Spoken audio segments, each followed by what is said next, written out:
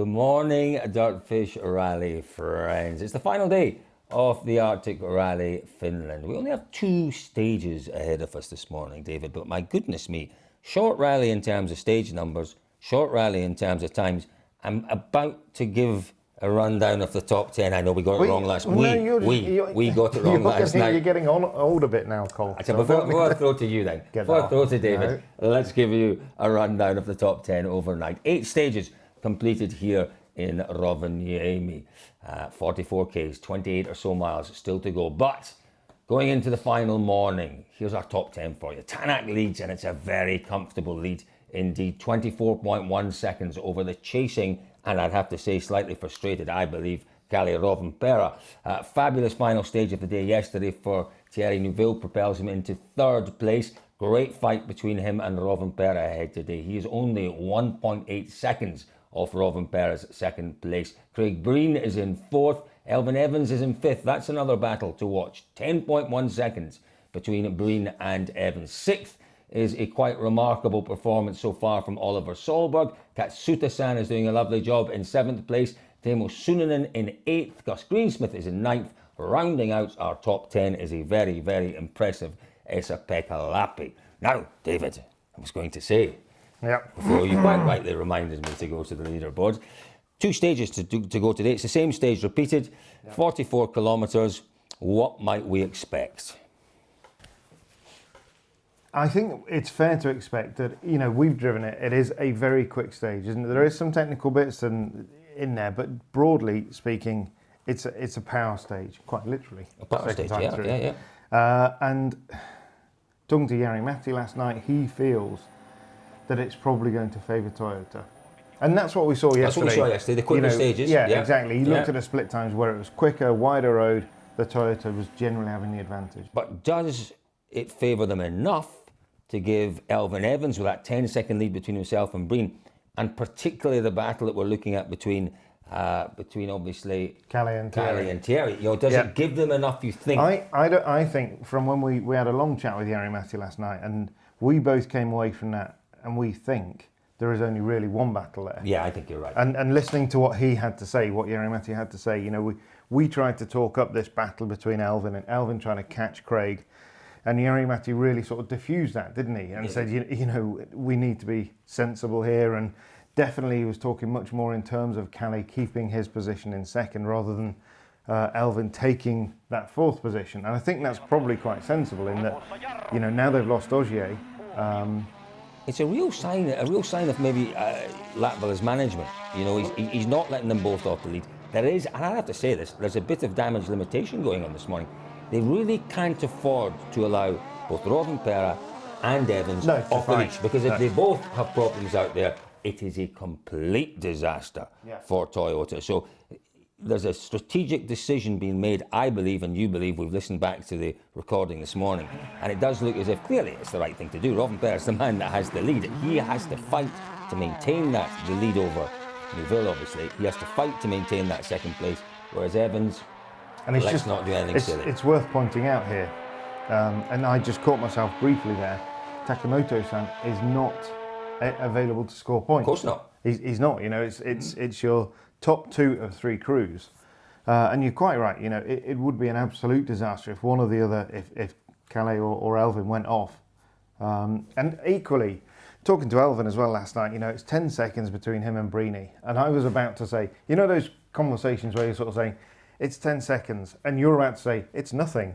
And just as I was about to say, it's nothing. Yourself. No, just as I was about to say, it's nothing, Elfyn went, I know, it's a lifetime, isn't it? And it's like, oh man, actually it is. In these stages, don't say anything about my Welsh accent, it exactly is that, because, you know, we saw it with Teemu, didn't we? That, you know, Teemu was saying that he was struggling because he's got the car on the limiter and there are no corners to make a difference. And it's the same, you know, I can't really remember any junctions in today's stage. And that's the issue, you know, they're all going to be on the limiter. And you're not going to make 10 seconds in 28 miles. What we're going to see out there on both passes through this stage are, I think, pretty close times. You know, we could easily... I think we had a situation yesterday where the top 9 cars in one of the stages were separated between 7 or 8 seconds. Yeah. I think similarly that's what we'll see out there this morning. Just to give you, before I forget, a quick update on the weather, because the weather's been pretty central to everything that's gone on this weekend. We did have 5 or 6 hours. A blizzard? Did we have a blizzard? Blizzard? No, we didn't. We had 5 or 6 hours of snow, light snow last night, a dusting of snow that might have given a centimetre, maybe two. Your room is kind of over there. Mine's over there. It wasn't snowing for 5 or 6 hours last night. It must have been a localised blizzard. My side of the building. 4 or 5 hours of snow last night, maybe a centimetre or two of snow, enough to have an accumulation, enough for the organisers to consider ploughing it. We don't know whether they have or not. I suspect they have ploughed this stage. It's not far south of here, and there's not a centimetre on our balcony. Is there? There's been a bit of snow. When we went out to the car last night, the car had a covering of snow on it. But this morning it's pretty much gone. Very true.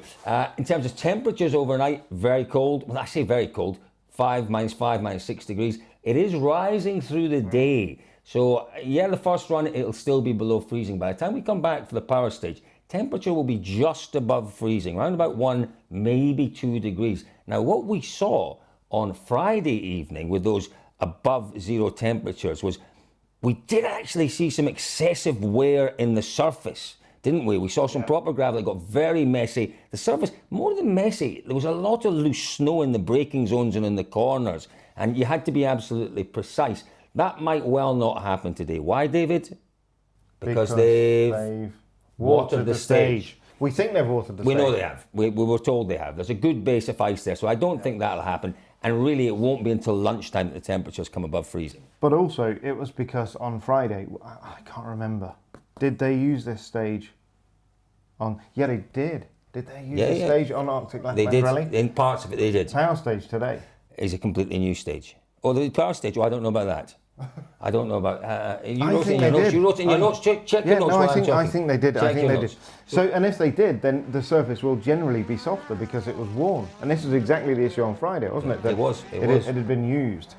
So, yeah, it could be. What we can say is that we can't really say for certain what's going to happen out there today. We've had it really from the very first stage, from shakedown, that uncertainty. There's always that jeopardy out there, and there still will be. It's a very short day indeed, 44 kilometres, but the great thing is we have battles to watch, we have points to be won, we have championships to be reignited. This, for me, it's the championship situation. Your two main contenders, and I think it's not being disrespectful to anyone, but start of the year, Ogier, Tanak, Evans, Neuville. Those were probably our top 4 title contenders. So our top 2 have already got more or less, well, we don't know, Ogier will probably score a few points today, but really, really big zeros in terms of driver points. So who's going to lead the event. championship at the end of the day? It's going to be either Evans or Robin Coming in, Ogier 30, Elvin 21, Thierry 17, Calais 16. Well, it's one of the from it's either Elvin, Calais, or depending on the power stage points, maybe even Thierry will lead the championship at the end of this one. This is what we need for the championship. We didn't really want anyone dominating and running away, and with 2 rounds almost done, that looks like we're going to get that going into our little break that we're having before Croatia. So lots to come, David. It's going to be interesting. One more battle to talk about as well. Yes. And we haven't really discussed this, and perhaps we should. Oliver Solberg or Katsuta. Yeah, it's a fascinating battle, David, but I have to say Solberg's pace this weekend has been more than enough, I think, to keep him ahead of Katsuta. But what we know about Katsuta, I think Katsuta's been slightly reserved. He had quite a few offs in testing. He's had a few offs in rallies leading up to this one. He had a great Monty. I think Katsuta today, absolutely get it to the end. Karma. And Solberg will take that spot, and it will be the most remarkable debut. Well, absolutely. I couldn't agree more. And I think, from talking to Jari-Matti last night, he was really pleased. He told Taka-san just to go steady, just to bring it to the end, to feed his confidence ahead of the next round in Croatia. And we're going to get that. Sorry. Yeah, no, and he's had a great start to the year. If he finishes even in 7th place, he's picked up great points in Monty, great points here. Yeah. What more could his bosses have wanted? He's putting together... After a difficult year last year, with the events that he had, he's putting together a solid start. And some of those stage times that we've seen from him are really strong. He's a driver that, perhaps when he's having these small mistakes, but, I think in testing, he knows this these conditions. He's done Finnish championship rounds. He won, didn't he, in the Yaris? Yeah, he was third here at the Arctic Rally a couple of years ago in an R5 car, so he knows the conditions. He knows what to expect. Yeah, but we've seen some really solid times from him, and I think he is taking. Itchy nose, David. Oh, God. I thought you were trying to tell me something again. Sorry. He's making great progression, but I think it's difficult for the younger drivers, for the likes of Takasan. He's not all that young anymore. When someone like Solberg comes along and does what he does, it's been pretty special. Let's talk more about Oliver later, but before we go, we do have to. Yeah, one more point, one more question. Esa-Pekka Lappi, sensational. And you had a proper go at him last night for ruining our story of the perfect rally, because of course he wasn't quickest on the 8th stage last night. Only because he went into a snowbank. He spent ages getting out the snowbank and still set a great time. But his explanation of that moment, that huge moment on stage 5 was sensational. Great. Talk us through that one, Cole. So you'll have a look on YouTube. We've posted it on YouTube. There is just the most sensational footage. It does look as if it's speeded up. It's not. He comes in flat out. Remember, these R5 cars here are geared to, we believe, 190, 195. It's the longest gearing we've seen on the R5 cars. Miles an hour? It's about 120 mile an hour. I mean, that's a lot of speed. Yeah. He came into a left-hander flat, and what he said was he forgot that he wasn't in a WRC car, and he went in flat thinking the aero's going to hold me down here, keep me on. Oh dear, and he hits the bank on the outside with the back of the car. It pings, and as I say, watch the footage, it seems speeded up, it's not. At the most ridiculous speed, it pings to the other side of the road. How he holds it, it's just absolute skill of the finest order. That he keeps it together, and he said it was a kilometre straight, and he said he was all the way along the straight. He didn't just catch it at that moment, he was fighting it almost all the way along the straight. It reminded me of great moments of driver skill and a little bit of good fortune. Do you remember when Mark Higgins was doing that lap of the Isle of Man at the bottom of Bray Hill, where he had that tank slapper in the... That was 30 mile an hour quicker, 150, 160. Anyway, we'll go for Mark Higgins. We'll go for Mark Higgins, but can you tell me, we talked a lot about Mikkelsen wanting to dominate, blah, blah, blah. What's the lead that Lappi has over Mikkelsen? It was round about 50 seconds after stage 5. I think it's got to be 46, 47 seconds. 49.8 seconds. Yeah. That's enormous. It's over a driver of Mikkelsen's quality who hasn't himself had any problems. No, and by his own admission has pushed really hard. What Lappi said to us last night is, if there are seats available later on this year, next year, everyone's talking about Mikkelsen. He said, what I want to do here is actually say, hang on a minute, don't forget, I can still do this. Yeah. It's going to be a great final morning here at the Arctic Rally Finland, folks. As always, thank you for joining me and David Evans at our breakfast table. Should be David Evans and I. No, David Evans and I. He's the one he's the wordsmith, not me. Thank you for joining David Evans and I, folks. We'll be back with you later this afternoon with a full review of exactly what's going on today. Thank you for joining us on DirtFish.com.